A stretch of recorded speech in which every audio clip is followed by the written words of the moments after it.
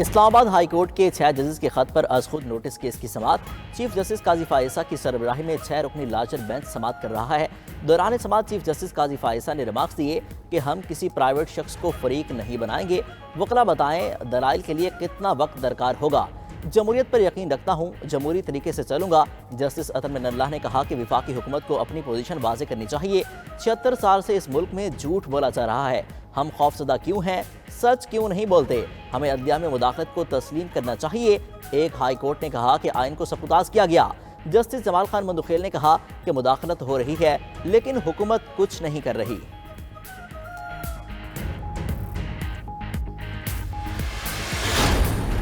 فریقین کی جانب سے تحریری تجاویز عدالت میں جمع۔ دوران سماعت سپریم کورٹ بار ایسوسی ایشن نے سپریم کورٹ میں تجاویز جمع کرا دیں۔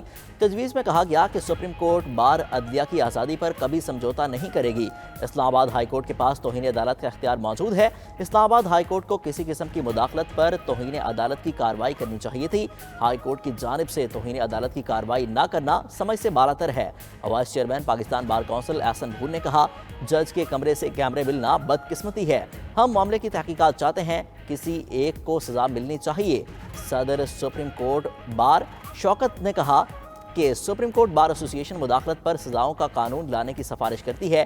اس معاملے پر عوام کے عدلیہ پر اعتماد کو دھچکا پہنچتا ہے۔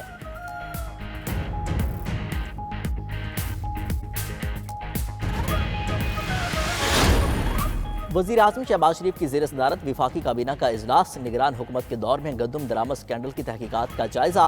ملک کی معاشی صورتحال پر تبادلہ خیال۔ ذرائع کے مطابق وفاقی کابینہ نے ایئر سیال ایئر لائن کے انٹرنیشنل روٹس کی منظوری دے دی ہے۔ سعودی وفد نے جس کرمجوشی کا مظاہرہ کیا وہ میرے لیے باعث فخر ہے۔ وزیر اعظم شہباز شریف کی وفاقی کابینہ سے گفتگو۔ کہا کہ سعودی وفد کی سربراہ نے جس انداز میں پاکستانی حکام کی تعریف کی اس سے دل باغ باغ ہو گیا۔ سعودی وفد اپنے دورے میں ہونے والی پیش رفت سے ولی عہد محمد بن سلمان کو آگاہ کرے گا۔ سعودی وفد نے بتایا کہ واپس جا کر بتائیں گے کہ پاکستان میں ایک نیا دور دیکھا ہے۔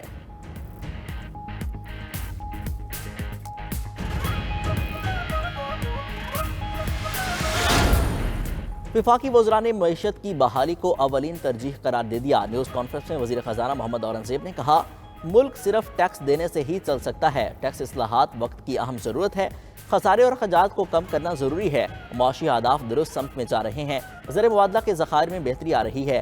اعظم نصیر تارڑ بولے معیشت ٹھیک ہوگی تو ہر چیز ٹھیک ہو جائے گی۔ سیاسی استحکام معاشی استحکام سے جڑا ہوا ہے، پینشن کے بوجھ کو کم کرنے کے لیے نئے اصلاحات متعارف کرائیں گے۔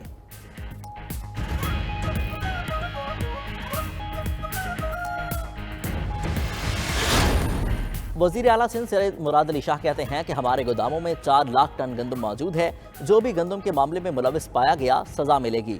ہم نے کسانوں کی شکایات کا سختی سے نوٹس لیا ہے۔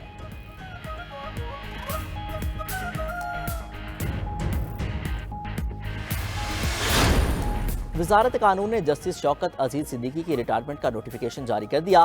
جسٹس شوکت عزیز صدیقی کی برطرفی کا نوٹیفیکیشن منسوخ تصور ہوگا۔ جسٹس شوکت صدیقی کی نظر ثانی درخواست منظور کر کے سپریم کورٹ نے ان کی برطرفی کو کالعدم قرار دے دیا تھا۔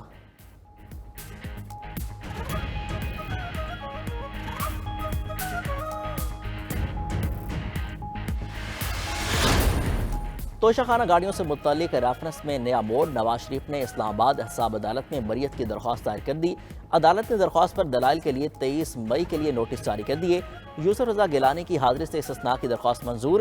صدر آصف علی زرداری کے وکیل نے صدارتی استثناء پر کیس نہ چلانے کا مطالبہ کر دیا۔